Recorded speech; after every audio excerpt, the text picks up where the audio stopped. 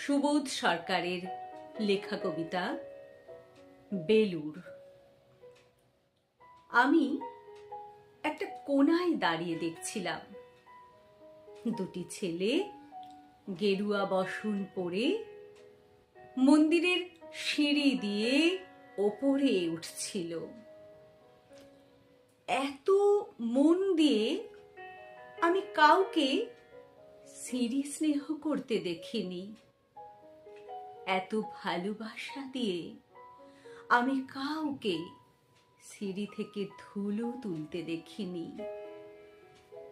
সিঁড়ি না, যেন জননীর ত্বক থেকে ধুলো তুলছিল।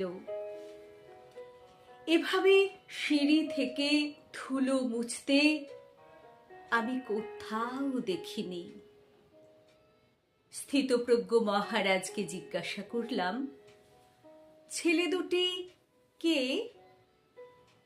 মহারাজ মৃদু হেসে বললেন, একজন নিউক্লিয়ার ফিজিসিস্ট, একজন IBM এর 6 লাখ টাকার চাকরি ছেড়ে এখানে এসেছে, সিঁড়ি ধুতে এসেছে।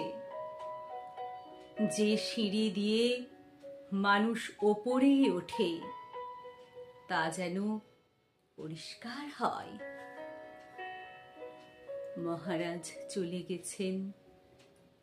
সন্ধ্যা নেমে আসছে গঙ্গায়, আমার ভিতরেও নামছে সন্ধ্যা।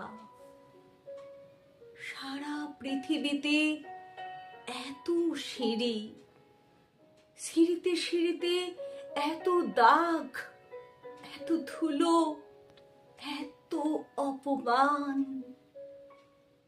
আরতি শুরুর আগেই মনে হলো, যে সিঁড়ি মুছতে জানে না সে কোনোদিন মানুষের চোখের জল মুছতে পারবে না।